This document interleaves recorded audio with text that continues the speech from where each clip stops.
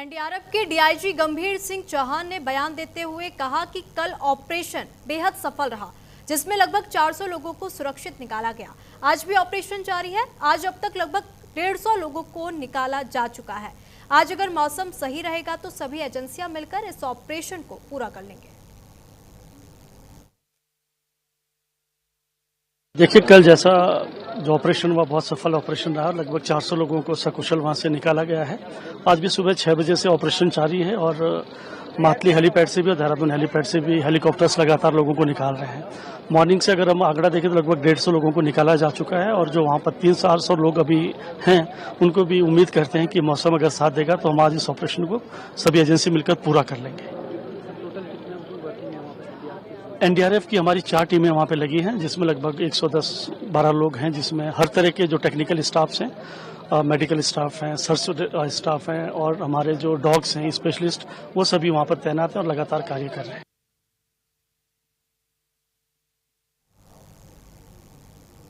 तो वहीं धराली और हर्षिल जाने के लिए पुल का निर्माण लगातार जारी है, जिसको लेकर हमारे संवाददाता ग्राउंड जीरो से पल पल की जानकारी ले रही है। देखिए खास रिपोर्ट। धराली और हर्षिल तक जाने के लिए बीच में एक पुल टूटा हुआ है और उत्तरकाशी के ही रास्ते में वो पुल लगता है, जिसे गंगनानी के नाम से जाना जाता है। गंगनानी, क्योंकि हम अभी इस वक्त रास्ते में जा रहे हैं तो ये हम आपको दिखा रहे तस्वीरें कि किस तरीके से उस पुल को बनाने के लिए ये लोहे के कुछ ऐसे पार्ट्स हैं जिनको लेकर के जाया जा रहा है। और आपकी जानकारी के लिए बता दें कि इंडियन आर्मी की ओर से इस पुल को तैयार किया जाना है वहाँ पर, और ये उसी की इस वक्त कुछ प्लेटें हैं जिन प्लेटों को लेकर के जाया जा रहा है। यहाँ पर कुछ कर्मी जुटे हुए हैं काम में, उनसे भी हम बात करने का प्रयास करेंगे। भैया, ये सारा सामान कहाँ जा रहा है? ये वेली ब्रिज के लिए जा रहा है मैम, गंगनानी वेरी ब्रिज के लिए। जी। कितना समय लगेगा ब्रिज को बनने में? 2-3 दिन लगेगा मैम। 2 से 3 दिन लगेगा जी। अच्छा, ये इंडियन आर्मी बना रही है? इंडियन आर्मी बना रही है, बीआरओ और इंडियन आर्मी। अभी तक कितना सारा सामान यहाँ से जा चुका है? यहाँ से चले गए 10-12 गाड़ी चले गए। 10-12 गाड़ियाँ जा चुकी है। अभी और कितना सामान फिर भी जाने की? अभी 10-12 गाड़ी और जाएगी। 10 से 12 गाड़ी और जाएंगी और लगभग 2 से 3 दिनों का समय लगेगा। और आप ये देख रहे हैं कि कैसे जेसीबी का सहारा लिया जा रहा है। इन एक प्लेट्स को उस ट्रक पे पहले तो लोड किया जा रहा है और फिर इसी तरीके से अब तक 10 से 12 ये ट्रक्स जो कि आगे जा चुकी हैं। जो गंगनानी पर जो वेरी ब्रिज टूटा हुआ है, उसी वेरी ब्रिज का निर्माण किया जाना है इंडियन आर्मी की ओर से। और इंडियन आर्मी इस वक्त उस पुल को बनाने में जुटी हुई है, लेकिन उन्हें भी बहुत सारी जद्दोजहद करनी पड़ रही है। और इस वक्त ये आप देख रहे हैं कि कैसे ये प्लेट्स धीरे धीरे करके वहाँ पे पहुँच रही है। अगर वेरी ब्रिज का निर्माण हो जाता है तो ऐसे में आप सीधे समझिए, वेरी ब्रिज बनते ही वो मार्ग खुल जाएगा। और मार्ग के खुलने का मतलब ये है कि जो सामान, जो रेस्क्यू के लिए जो टीमें थी या फिर जो एम्बुलेंस है, जो मेडिकल टीमें हैं, जो तमाम और तरीके की व्यवस्था है या फिर राहत सामग्री क्यों ना हो, तो वो सारी चीज़ें अब उस बाय रोड जा पाएगी उस ब्रिज को पार करने के साथ ही। इसी वजह से उस ब्रिज का निर्माण बहुत जल्द होना ज़रूरी है और इसी वजह से सेना जुटी हुई है कि जल्द से जल्द इस काम को पूरा किया जा सके। हालांकि अभी भी लगभग बताया जा रहा है कि 2 से 3 दिन का समय लग सकता है, लेकिन सेना इस प्रयास में, इस कोशिश में है कि कितनी जल्दी इस काम को पूरा किया जा सके। कैमरा पर्सन सचिन के साथ मैं सुरभि तिवारी, न्यूज़ इंडिया के लिए उत्तरकाशी से। तो वहीं उत्तरकाशी में बादल फटने से घायल हुए 11 लोगों को जिला अस्पताल में भर्ती कराया गया। बाद में उनमें से 3 की हालत गंभीर होने के कारण उन्हें ऋषिकेश एम्स में रेफर कर दिया गया। वहीं इसको लेकर न्यूज़ इंडिया संवाददाता सुरभि तिवारी की ग्राउंड रिपोर्ट देखिए। सुबह सुबह का समय है तो इस वक्त पेशेंट्स रेस्ट कर रहे हैं और हम उन्हें परेशान नहीं करना चाहेंगे, तो इस वजह से हमने आपको ये तस्वीर दिखाई कि किस तरीके से यहाँ पे देखिए पेशेंट्स को लाया जा रहा है। ये वो पेशेंट्स हैं जो क्लाउड बर्स्ट के वजह से घायल हुए थे। अभी हमारे सामने से ही कुछ वक्त पहले ही एक और पेशेंट को लेकर के जाया गया था। वो वीडियो भी हमारे पास इस वक्त अवेलेबल है, हम आपको ज़रूर आगे प्रोवाइड करेंगे। लेकिन ये जानकारी मैं दे दूँ सुचित्रा, यहाँ लगभग बताया जा रहा है कि बीते कल लगभग 11 पेशेंट्स को लाया गया था हर्षिल और धराली दोनों ही जगहों से। और आईटीबीपी कैंप यहाँ बिल्कुल पास में ही है मताली में। मताली आईटीबीपी कैंप में जितने भी रेस्क्यू किए गए लोग हैं चॉपर्स के जरिए, उनको वहाँ लाया जा रहा है और उसके बाद ये डिसाइड किया जा रहा है कि किसे किस अस्पताल में भेजना है। क्योंकि यहाँ बीते कल जो 11 मरीज़ आए थे, उन 11 मरीजों से बताया जा रहा है कि इसमें से आर्मी के कुछ जवान भी थे और एक कर्नल भी थे जिनकी हालत थोड़ी ज़्यादा नाजुक बनी हुई थी, जिसके बाद उन कर्नल को एम्स ऋषिकेश के लिए भेज दिया गया है। लगभग उसमें से 3 ऐसे पेशेंट्स थे जिनको एम्स ऋषिकेश के लिए रेफ़र किया गया है। तो ये तमाम वो चीज़ें हैं जिनका खास ख्याल रखा जा रहा है। मैं आपको ये भी बता दूं कि देखिए जो पेशेंट्स हैं उनके लिए इस बात का भी ख्याल रखा जा रहा है कि उन्हें क्या खाने पीने में देना है, किस तरीके से हर घंटे पर विजिट है। और हर घंटे छोड़िए, अगर किसी को किसी वक्त में इमरजेंसी होती है तो डॉक्टर्स की टीम यहाँ पर मौके पर मौजूद है कि किसी भी पेशेंट को किसी प्रकार से कोई समस्या ना होने पाए। और अगर किसी की भी सिचुएशन बिगड़ती हुई दिखाई देती है तो या तो उन्हें ऋषिकेश एम्स के लिए रेफ़र कर दिया जा रहा है या फिर आगे कहीं किसी और हॉस्पिटल्स में रेफ़र किया जा रहा है जहाँ पर क्रिटिकल यूनिट्स भी बने हुए हैं। हालांकि यहाँ पर भी कुछ ऐसे यूनिट्स हैं, इसके बावजूद भी देखिए यहाँ पर ऐसे भी संख्या लोगों की बताई जा रही है क्योंकि अभी बेड्स खाली है। लगभग 45 ऐसे बेड्स बताए जा रहे हैं जो कि रिजर्व्ड है पहले से उन पेशेंट्स के लिए, जो पेशेंट्स अब आएंगे यहाँ पर और उनकी देखभाल की जाएगी, उनकी जांच होगी। क्योंकि अभी भी हमें लगातार चॉपर्स की आवाज़ सुनाई दे रही है। रेस्क्यू ऑपरेशन सुबह से ही शुरू हो चुका है और अब तक कुछ लोगों का रेस्क्यू कर भी लिया गया है।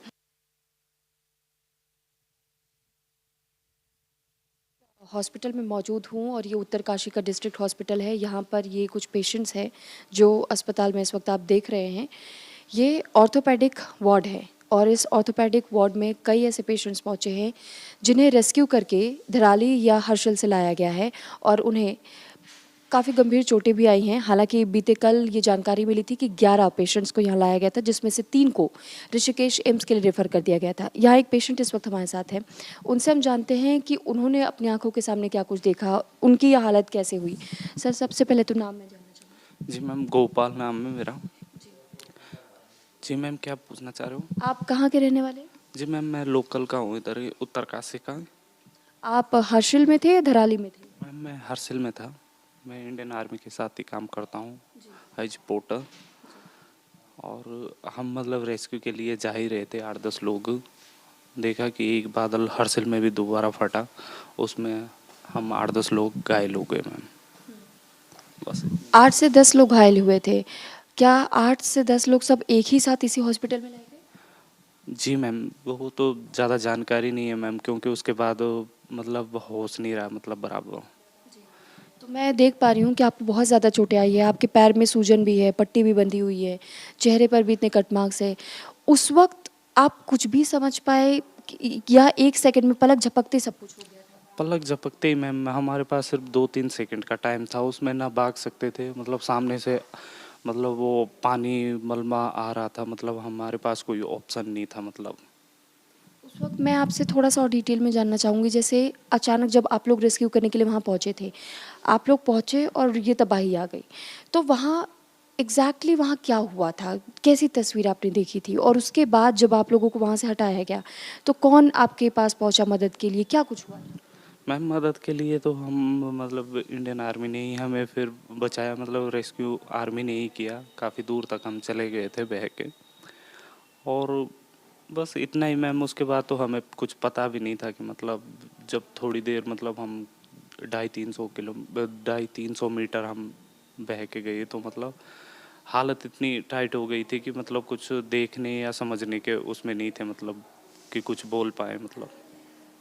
पर आपको उम्मीद थी इंडियन आर्मी से कि इंडियन आर्मी की टीमें अगर यहाँ मौजूद है तो कोई ना कोई बचा ज़रूर है? जी मैम, बहुत कोशिश कर रहे थे। हमारी टीम आगे भी चली गई थी मैम, जो मतलब बचा रही थी लोगों को। हम दूसरी टीम से जा ही रहे थे, मतलब हम मतलब अपनी तैयारी के साथ, फुल तैयारी के साथ गाड़ी में सामान वामान सेट कर रहे थे, निकल रहे थे। अभी आपको डॉक्टर्स ने क्या कहा है कि कितनी चोटें आई हैं, कितनी गंभीर है, कोई जानकारी आपको? जी मैम, जिन लोगों को मतलब ज़्यादा चोट आई है उन लोगों को मतलब एम्स में भेज दिया गया है। जिन लोगों को नॉर्मल स्केच वगैरह है शरीर पे, उनको इधर ही डिस्ट्रिक्ट हॉस्पिटल में भर्ती किया गया। बाकी रिपोर्ट सब ओके है मैम, कोई हड्डी वड्डी में कोई क्रीक वगैरह नहीं है मतलब। तो कब तक आपको यहाँ से रिलीव कर दिया जाएगा, ऐसी कोई जानकारी? जी मैम, जब तक फिट नहीं हो जाते हैं, कह रहे हैं कि फिट हो जाएंगे मतलब उसके बाद ही हमको डिस्चार्ज भेजेंगे मतलब। और आपके परिजनों से कोई बातचीत हुई? हाँ जी मैम, बात हो गई, क्योंकि मैं लोकल का हूँ इधर का, तो कल घर से भी आए थे और मेरे बड़े भैया भी आ रखे हैं। तो ये देखा आपने और सुना कि किस तरीके से कई लोगों ने हमें ये जानकारियाँ दी हैं। सर आप यहाँ पर क्या सब देख रहे मैं तो इनको देख रेख के लिए आया हूँ। देख रेख के लिए?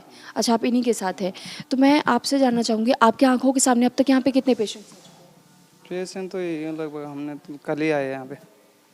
10-11 पेशेंट्स के आने की जानकारी कल मिली थी। यहाँ से कुछ लोगों को एम्स भी हम तो ये तो परसों आ गए, हम कल आए यहाँ पे। अच्छा, आप इनसे मुलाकात करने के लिए आए।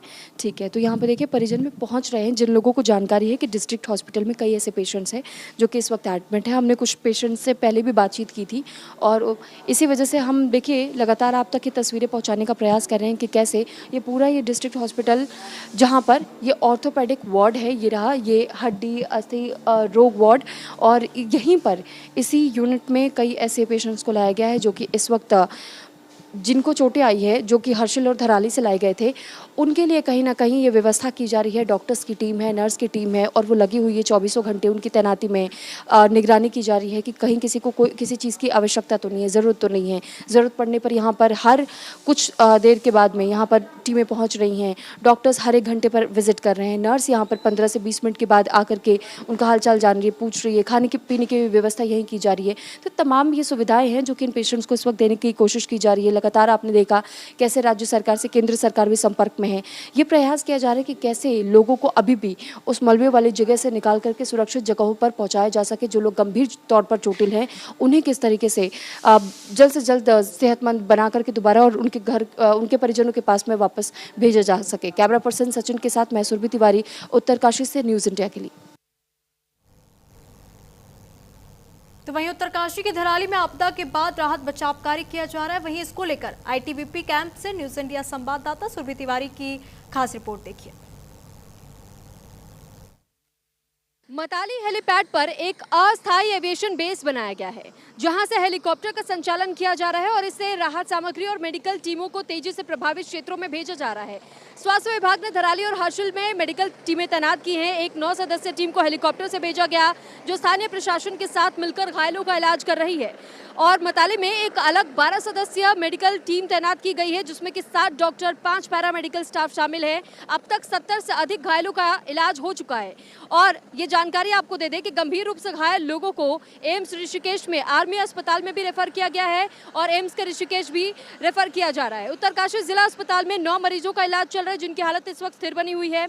मानसिक आघात से जूझ रहे लोगों के लिए मनोचिकित्सकों की टीम भी तैनात की गई है। ये टीमें लगातार काउंसलिंग कर रही हैं ताकि प्रभावित लोग मानसिक रूप से स्थिर हो सके। तो धराली तक देखिए जो मदद पहुंचाने का काम इस वक्त तेजी से किया जा रहा है। एविएशन इंडस्ट्री का भी सहारा लिया जा रहा है। आईटीबीपी के जवान हो, इंडियन आर्मी हो, इंडियन एयरफोर्स हो, यहाँ तक कि उत्तराखंड की तमाम पुलिस हो, ये तमाम प्रयास है उत्तराखंड सरकार की ओर से किस तरीके से जल्द लोगों तक राहत बचाव का कार्य किया जा सके। और साथ ही ये जो तस्वीरें आप देख रहे हैं, ये अस्थायी तौर पर यह हेलीपैड सेवा यहाँ पर की गई है ताकि यहाँ पर लोगों को धराली और हर्षिल से लाकर यहाँ उनका रेस्क्यू किया जा सके। यहीं पर वो टीमें तैनात है। जो मेडिकल की टीमें हैं वो पहले यहाँ उतर रहे लोगों की जांच कर रही है। ये पता लगाया जा रहा है कि उन्हें कितनी चोटें आई हैं या फिर मानसिक तौर पर तो किसी प्रकार से उन्हें क्षति नहीं पहुंची है। तो ये काउंसलिंग के तहत भी उन लोगों का ख्याल रखा जा रहा है। ये तमाम जानकारी हम आपको दे रहे हैं कि किस तरीके से इस वक्त जगह जगह पर इसी तरीके से राहत के बचाव के कार्य चलाए जा रहे हैं। और ये तस्वीरें हमने आपको दिखाई, आगे भी हम कुछ और तस्वीरें आप तक पहुंचाते रहेंगे। लेकिन जानकारी के लिए आपको बता दें कि बीते कल से लेकर अब तक में लगभग 657 ऐसे लोग बताए जा रहे हैं जिनका अलग अलग जगहों से रेस्क्यू किया जा चुका है। और अभी भी ये टीमें जुटी हुई हैं, डटी हुई हैं 24 घंटे। इस वक्त जहां प्रशासन की ओर से भी लगातार ये प्रयास किए जा रहे हैं। आप देख रहे हैं कि किस तरह अभी एक हेलीकॉप्टर जहां लैंड किया, तो एक हेलीकॉप्टर अब थोड़ी देर पहले ही, कुछ सेकंड्स पहले आया है और एक उड़ान भरने के लिए अभी से तैयार है। यानी कि देखिए जहां 1 से 2 हेलीकॉप्टर हर 5-10 मिनट में इसी तरीके से यहाँ पर लैंड हो रहे हैं और उसके बाद से वो टेक ऑफ भी कर रहे हैं। तो ये अब जो इस वक्त उड़ान भरते हुए हेलीकॉप्टर दिखाई दे रहा है, अब ये दोबारा से हर्षिल और धराली की ओर रुख करेगा। वहाँ से कुछ और मलबे में जो लोग दबे हुए थे या फिर जिनके घर तबाह हो चुके हैं, जो लोग इधर उधर वहाँ पे फंसे हुए हैं, उन लोगों को रेस्क्यू करके यहाँ पर लाया जा रहा है ताकि उन्हें सुरक्षित स्थानों तक पहुँचाया जा सके। तो ऐसी कई खबरें हैं, ऐसी कई तस्वीरें हैं जो हम आप तक लगातार पहुँचाने का प्रयास कर रहे हैं। फिलहाल ये मातली आईटीबीपी कैंप के पास की तस्वीरें हम आपको दिखा रहे थे, लेकिन आगे हम आपको कुछ और भी ऐसी तस्वीरें दिखाएंगे और लोगों पर इस वक्त यहाँ क्या बीत रही है उनसे भी हम बातचीत करने का भी प्रयास आगे हम करेंगे, वो तस्वीरें भी पहुँचाएंगे। फिलहाल कैमरा पर्सन सचिन के साथ मैं सुरभि तिवारी, न्यूज़ इंडिया के लिए उत्तरकाशी से। तो वही खबरों में फिलहाल इतना ही। देखते रहिए न्यूज़ इंडिया। नमस्कार।